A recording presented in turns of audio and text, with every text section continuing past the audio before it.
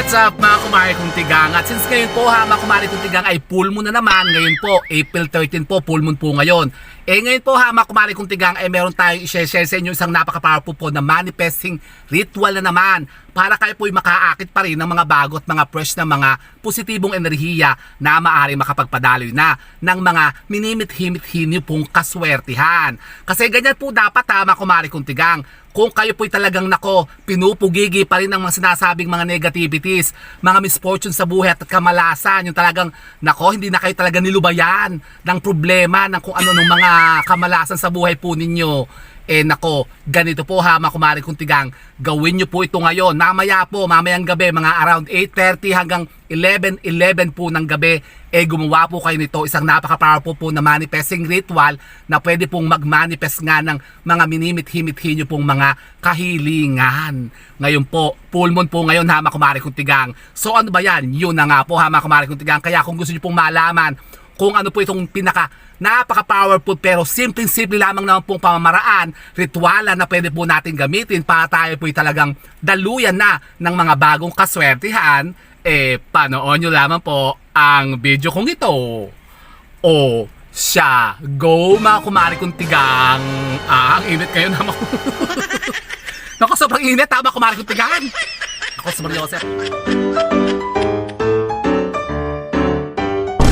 Ayun na nga po ha mga kumari kong tigang, isang mapagpalang araw naman po sa inyong lahat. At yun na nga po, tayo ngayon ha mga kumari kong tigang ay mag-share at magbabahagi sa inyo isang napakasimple pero napaka-powerful po itong isang manifesting ritual na pwede nyo pong gawin ngayong pong full moon ng gabi.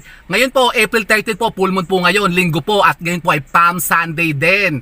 Nako, gawin nyo po ito, tapos gawin nyo po yung isa pong share ko po dun sa isa nating video na yung pong ating Palm Sunday ritual, yung pag-cleanse po ng ating mga tahanan bago po kayo magpalit po ng inyong pong mga palaspas. Nagpunta po kayo sa simbahan kanina. Nako, Mario Joseph, baka naman kayo hindi naman po nag-atikha ng mga palaspas. Napakaswerte po niyang palaspas na yan. Talagang napaka-powerful po din yan na yun na nga, pangontra sa lahat ng mga kamalasan at mga negativity sa bahay natin. Ako, baka naman kayo hindi naman po nag-atikha niyan. Nako, pumunta na kasi simbahan. Nako po, pues eto po i-share ko ngayon sa isang napaka-powerful din pong manifesting ritual naman po, magpapadaloy naman po sa atin ng mga sinasabing mga kaswertihan sa usapin ng kaperahan. Kung kayo po talagang yung palagi namumroblema sa usapin ng pera, lagi kayong walang pera, lagi kayong lubog na lubog sa utang, yung talagang naghihikas kayo, talagang wala na kayong malamon-lamon, Alexe. Talaga ba? Meron bang ganyan? Yung parang wala na talagang kapera-pera, wala na talagang malamon-lamon? Nako, sa Mario Joseph, kapag kaganyan ho, mga kumari ko tiga, negatibong-negatibo po yan.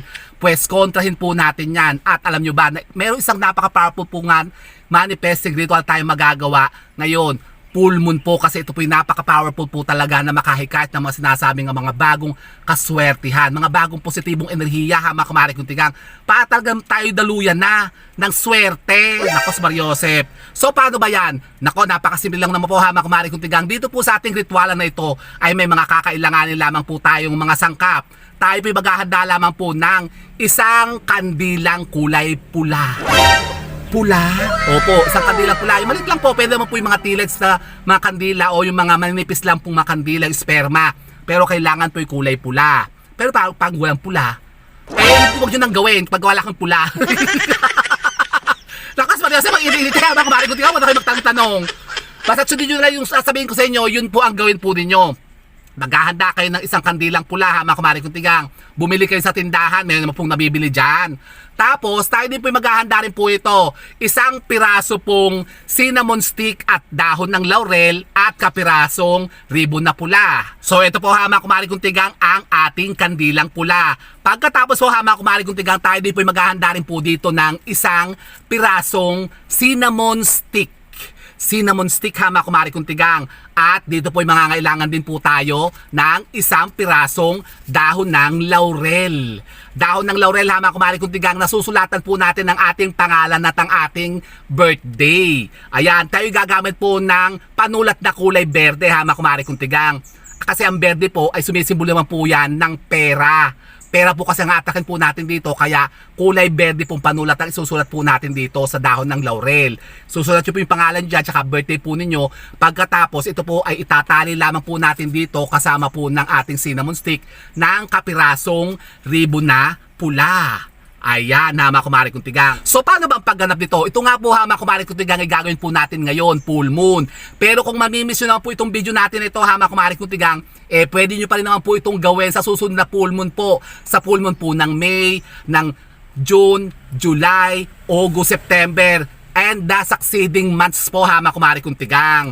Yan, basta po yung napaka-powerful po ito na ginagawa to tuwing araw po ng full moon, kabilugan ng buwan. Yan. So, paano ba ang pagganap ito? Ganito nga po, mamaya pong gabi, mga around 8:30 hanggang 11:11 po ng gabi. Huwag na po kayo lalampas sa 11:11 ng gabi, ha, mga kumari kong tigang. Ako, napakainit talaga. Ha? Tignan nyo ako yung naglalati Kasi hindi po bukas yung aircon. Ano ba? Kasi ako po'y palabas kayo ngayon. Ako'y para ako'y naliligo. Natin na nyo naman, Para ako'y naliligo. Magpapalit naman ako dito ng polo, leche. Tinan nyo naman.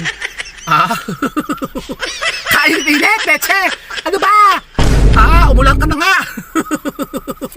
Nakapote na nyo naman. Para ako naghilamos Visit na init yan So ganito po, kayo po, mga kumari kong tigay, maghanda po ng isang cinnamon stick at isang dahon ng laurel. Susulatan po natin ito ng ating pangalan na mga kumari kong tigang. Yan, katulad ko, Rico Mori. Tapos yung birthday po nyo, ilalagay nyo rin po dyan. Yan, 080383. Lalagay nyo pong ganyan dyan, mga kumari kong tigang. Ang dahon ng laurel, ibibilot po lang natin na ganyan. Pagkatapos ito po itatalian po natin ng kapirasong ribbon na pula. Kasi alam nyo po ba, mga kumari kong tigang, yung mga ritualan na ginagamitan po ng mga ribbon na pula, talagang mas nagiging epektibo talaga. Talaga ba? Opo, mga kumari kong tigang. Yan, ganyan lang po. Talian nyo lamang po siya, mga kumari kong tigang, ng ribbon na pula, ang ating cinnamon stick at saka ang dahon ng laurel na sinulatan po natin ng ating birthday at pangalan. So ganyan, napakasimple lang naman po, ha. Ako, baka naman ito sabihin nyo hindi nyo kayang gawin. Ako, napakadali lang naman po ito. Tatalian nyo lang po yung ganyan, ha, mga kumari kong tigang. Di ba? Ayusin nyo po, ha, mga kumari kong tigang, para maganda po ang niya, itsura niya. Kasi ito po, ha, mga kumari kong tigang, ay isasabit po natin sa ating mga main door. So ito na po siya, mga kumari kong tigang. So anong gagawin natin dito? Ito po, ha, mga kumari kong tigang, ay re-energize lang po natin sa sinag ng buwan. Sa sinag po ng full moon, ha, mga kumari kong tigang, wala pa Ano bang oras na? 4:30 pa lang kasi. Nakso Joseph, ang init! Yan, mamaya po mga around 8:30 po ng gabi hanggang 11 ng gabi, ha, mga kumari kong tigang. Bakit 11 ng gabi? Kasi yan po yung napaka-powerful po na oras. Yung 11:11, yan po yung tinatawag na angels hours po yan. Yung wandering time po yan ng mga angels. At makikita nyo, kapag kayo gumawa ng mga ganitong mga ritualan na pampaswerte at mga lucky charm, yan po mas napaka-powerful po na iminamanifest nila yung mga wandering angels dyan sa paligid. Sila po yung nag-iintay ng mga ganitong mga gawain, kung sino po yung gumagawa ng mga ganitong mga nagpapamanifest nga ng mga ganitong pampaswerte. Yan po yung ina-activate po nila, yung ini-energize nila sa oras na yan, yung mga around 8:30 hanggang 11:11 ng gabi, andyan sila, naglipa na sila sa labas. Yan. Ito po, ha, mga kumari kong tigang, ay pasisinagan lamang po natin sa sinag ng buwan habang ito po'y pinalalaigan po natin sa ating kandilang kulay pula. Yan. Pagkatapos po ng mga 15 to 30 minutes po, ha, mga kumari kong tigang, kunin nyo na po ito. Pagkatapos, patayin nyo na po yung kandila. At pagkatapos, sa natin ito ilalagay. Ito po, ha, mga kumari kong tigang, ay ilalagay lamang po natin sa ating mga main door o sa ating mga pintuan. Pwede rin po kayo maglagay nito, ha, mga kumari kong tigang, sa mga wallet po ninyo. Kasi ito po ay napakainam pong panghalina ng mga sinasabing positive energy sa usapin ng kaperahan. Pera po ang aatrakin po nito. Ito po, ha, mga kumari kong tigang, maglagay kayo nito dyan sa mga pitaka po ninyo para kayo naman po maka-invite na ng mga sinasabing mga positive energy nga po ng usapin ng kaperahan. Para kayo may magkapera na. Naka? So, ganun lang po, ha, mga kumari kong tigang. Pagkatapos, anong gagawin natin? Hayaan na lang po natin siya dyan. Ito po isasabit lamang po natin sa ating mga pintuan o ilalagay lamang po natin sa ating mga wallet. Pagkatapos, hayaan nyo na lang po siya doon. Hanggang kailan naman natin siya ilalagay dyan. Ito lang po, ha, mga kumari kong tigang, wala naman pong definite time kung hanggang kailan natin siya ilalagay dyan. Pwede po natin siya ilagay dyan hanggang sa susunod na pagbibilog ulit ng buwan. Sa susunod na full moon. Tapos pwede na po natin ulit siyang palitan. Ganun ba? Opo ha, mga kumari kong tigang. Kaya subukan nyo po ito ngayon pong full moon. Kung kayo po talaga namang pong, nako, pinupugigi pa rin ng mga sinasabing mga kamalasan na yan, paghihirap sa buhay, talagang lagi kayong walang pera, lagi kayong napakaraming mga pinuproblema sa mga utang-utang, mga kung ano nung mga pinagkakagastusan po ninyo na lagi na lang kayong walang budget. Leche. Naku po. Gawin nyo na po ito ha, mga kumari kong tigang. Paano po kayo ha, mga kumari kong tigang, na makahikahit na sinasabing kaswertihan na yan na maaari nga pong mag-boost ng inyong mga kaswertihan. Di ba ga? So yun po ha, mga kumari kong tigang, itry nyo po ito. Hindi nyo susubukan, subukan nyo para malaman nyo po kung ano pong maaring maidulot itong pagbabago at kaswertihan sa mga buhay ninyo. Di ba ga? So yun po ha, mga kumari kong tigang, full moon po ngayon, gawin nyo po ito. Naku, talagang nasa na bang buwan? Wala pa eh. Mamaya po ha, mga kumari kong tigang. So with that, mga kumari kong tigang, keep safe and God bless. Thank you for watching. And don't forget to subscribe my channel. I know you like it. And don't forget to brush your teeth.